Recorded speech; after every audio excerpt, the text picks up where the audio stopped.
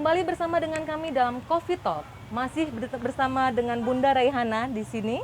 Bunda, kita lanjutkan perbincangan kita mengenai mengenai COVID-19 di Lampung. Ya. Seberapa optimistis Bunda, Lampung terhindar dari ledakan kasus usai libur Lebaran? Iya, kita harus selalu menjadi orang yang optimis, Mbak. Ya, dimana Satgas sudah bekerja hampir setahun lebih ini ya, Satgas COVID, terutama nakes-nakes juga sudah mungkin ada yang lelah juga ya. Tapi kami harus tetap optimis dan semangat. Karena apa? Kalau kita lihat perkembangan kasus setelah Lebaran ini, alhamdulillah mungkin kita masih flat-flat saja ya, tidak ada lonjakan yang sampai tinggi. Mudah-mudahan tidak. Harus dipisahkan mana yang benar-benar murni kasus Lampung, mana yang kita dapat dari penyekatan. Ya. Karena kalau di penyekatan itu KTP-nya mulai dari ujung Sumatera sampai ke Jawa, bahkan Kalimantan, bahkan Sulawesi, itu ada kita dapat di pos penyekatan. Itu yang terjadi dari penyekatan ya, Bu? Iya, jadi memang kita pisahkan datanya. Nah, yang Lampung tetap kita ambil ke Lampung, tapi kalau yang tempat provinsi lain, kita infokan kepada Satgas di provinsi tersebut. Jadi kita tetap optimis ya, harus dengan penegakan prokes ya. Terus itu adalah masyarakat harus patuh dengan protokol kesehatannya. Dan tugas pemerintah kan 3T dan I. Melakukan testing, ya, tracing, treatment, dan bila ada yang positif kita isolasi dan kontak erat kita lakukan karantina. Nah, itu hal-hal dan juga vaksinasi, Mbak. Vaksinasi juga harus kita kejar, ya. Dan untuk informasi, nanti masyarakat itu akan dapat di akhir Juli. Ya, seluruh masyarakat Lampung insya Allah akan mendapat jatah vaksinasi nanti pada akhir Juli, yaitu di tahap keempat ya. Jadi bersabar karena selama ini banyak juga yang masuk ke hotline itu menanya tentang vaksinasi. Nah, salah satunya adalah kita harus kejar vaksinasi lansia. Kenapa vaksinasi lansia? Karena lansia itu adalah yang rentan. Jika terkena COVID-3 dari lansia, 1 itu pasti meninggal. Jadi makanya lansia harus kita jaga, harus tetap sehat. Ya, salah satunya dengan mengaktifkan Posbindu dan juga dengan melakukan vaksinasi. Nah, itu yang kita lakukan untuk tetap optimis dan kita melakukan komunikasi resiko, Mbak, dengan masyarakat. Apa itu, Bunda? Komunikasi resiko itu harus sering-sering di kanal-kanal informasi yang kita punya di medsos atau melalui media ini ya, kita jelaskan bagaimana COVID, resiko bila terkena, apa saja yang bisa kita lakukan. Nah, itu namanya komunikasi resiko yang harus kita beri informasi kepada masyarakat. Dan ada sebagian masyarakat yang tidak percaya dengan COVID. Nah, itu jangan salahkan masyarakat, mungkin kita yang kurang memberikan komunikasi resiko kepada masyarakatnya ya. Nah, jadi memang kembali lagi kita harus tetap optimis agar kita tidak, karena semua proteksi sudah kita lakukan loh. Ya kan, kita lakukan misalnya dengan sampai sekarang PPKM Mikro. Ya, PPKM Mikro itu adalah pembatasan pergerakan masyarakat tingkat mikro. Jadi mulai dari tingkat RT, ya RW, kelurahan, kecamatan, ya kabupaten, itu mulai ada penyekatan mereka sendiri yang lakukan. Nah, jadi kalau ada seseorang yang ingin masuk ke wilayah, mungkin ke wilayah kelurahan atau desa A, itu ada satgasnya. Satgasnya tuh harus bertanya dulu, ini mau kemana, dari mana. Kalau itu nanti kalau dia ingin bermalam, dia harus karantina dulu, ya karantina 5 hari. Nanti kalau dia dicek dengan rapid antigen dia negatif, baru dia boleh melanjutkan perjalanan ke tempat keluarganya mungkin. Nah, itu salah satu yang kita lakukan untuk tidak terjadi, bahkan sekarang katanya udah third wave, gelombang ketiga, bukan gelombang kedua lagi katanya. Sekarang malah mau menuju ke gelombang ketiga. Nah, bagi kami petugas kesehatan tidak usah melihat gelombang itu. Yang penting kita bekerja secara maksimal, memberikan pelayanan, melakukan komunikasi resiko kepada masyarakat agar masyarakat juga bisa percaya bahwa COVID itu ada, bukan tidak ada. Demikian, Mbak. Baik, Bunda.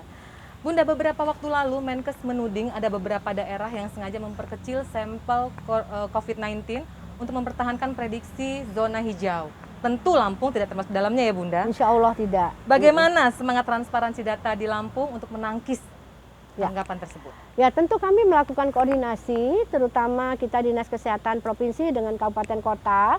Data-data yang masuk itu selalu kita cross-check antara yang dia kirim ke lab sama yang dia laporkan. Kan laboratorium itu ada data positifnya pasti kirim ke kami ya. Nah, itu kami lihat yang dia laporkan sesuai dengan tidak dengan data lab yang memang ada pada hari itu ya. Nah, yang ada mungkin delay, Mbak. Ya, jadi kita tidak bisa menjudge bahwa dia menyembunyikan data, ya. Nah, mungkin delay dalam arti mungkin yang hari ini belum seluruhnya jadi belum di-expose untuk hari ini dan besok akan dimasukkan datanya.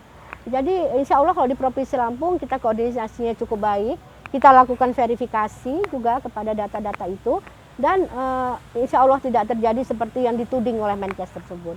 Baik, berbicara tentang data Bunda, seberapa banyak klaster keluarga mendominasi penularan COVID ini selain dari pelaku perjalanan Bunda? Ya, karena ini kita masih dari bulan Syawal ya, nah memang klaster keluarga ini agak sedikit meningkat karena mungkin dalam melakukan halal bihalal ya. Nah jadi memang klaster keluarga itu saking percaya pada keluarga bahwa keluarga yang lain tidak tertular, tidak boleh. Sekarang ini semua orang kita harus waspada bahwa dia ada kumannya. Jadi dengan demikian secara tidak langsung kita menjaga jarak. Ya, nah itu. Jadi bagi yang keluarga mungkin yang melakukan halal bihalal, ya tolong jaga jarak tetap diperhatikan karena tidak pernah tahu apakah keluarga kita yang ada dalam satu rumah itu benar-benar bersih dari COVID-19. Jadi tetap protokol kesehatan itu harus dijaga dengan baik dan ketat. Baik Bunda. Kemungkinan besar banyak sekali keluarga di Lampung ini yang kedatangan tamu mungkin handai taulan dari luar saat masih bulan Syawal ini Bunda. Bagaimana sih seharusnya kiat yang dilakukan oleh yang punya rumah untuk mengantisipasi penularan itu? Misalnya apakah orang yang baru datang itu disuruh untuk disinfeksi secara total atau seperti apa Bunda? Iya, kalau saya sih menganjurkan protokol kesehatan itu kan ada 3 bahkan sekarang 5M ya, yaitu memakai masker. Yang paling penting itu masker Mbak. Masker ini pakailah dengan cara yang benar. Ya, jadi jangan ditaruh di dagu, jangan yang hidungnya terbuka. Itu nggak benar. Jadi memakai masker bukan sekedar memakai masker, tapi memakai masker dengan cara yang benar. Dengan cara yang tepat. Yang untuk tepat. Hidung ya Bunda ya? Untuk hidung. Sampai lalu, ke dagu. Iya. Nah, jadi itu pertama. Lalu juga sering melakukan cuci tangan atau selalu membawa hand sanitizer lah ya. Kalau saat ini mungkin kita tidak melihat tempat cuci tangan, kita ada hand sanitizer yang setiap beberapa menit kita lakukan penyemprotan. Karena apa? Tangan sangat penting. Tangan ini kita tidak tahu apakah tadi kita memegang yang sudah ada kuman virusnya atau belum. Nanti kita nggak sadar ucek-ucek mata. Betul. Ya kan? Nah, itu yang paling bahaya adalah tangan ini, makanya harus sering-sering dipakai desinfektan. Nah, untuk keluarga juga mungkin dalam bersilaturahmi kita buatlah tempat duduk dengan tanda kali-kali, ini boleh duduk, ini tidak, tetap menjaga jarak. Jadi walaupun kita kangen, walaupun kita merasa satu keluarga, tidak bisa kita jamin bahwa saudara kita yang ada di ruangan itu tidak terkena COVID. Nyatanya dia bukan OTG Bunda ya? Nyatanya semua yang kami dapatkan di dalam penyekatan ini semua orang tanpa gejala. 100% OTG? 100% OTG. Wow. Nah memang kemarin malam ada yang kita rujuk ke rumah sakit 2 orang karena dia hamil, muntah-muntahnya berat ya, hiperemesis gravidarum itu membahayakan, maka kami rujuk. Dan ada juga yang tiba-tiba dia sesak. Nah makanya di tempat isolasi juga kita tidak biarkan dia sendiri loh Mbak. Ada petugas kesehatan yang menjaga, ya yang selalu memeriksa kesehatannya, setiap hari didatangi pagi, mengajak mereka berolahraga, ya, lalu berjemur, ya, lalu melakukan edukasi kepada mereka. Baik, terima kasih Bunda. Kita kembali harus jeda sejenak. Oke. Pemirsa Metro TV Lampung, kami akan segera kembali setelah yang satu ini. Jangan kemana-mana.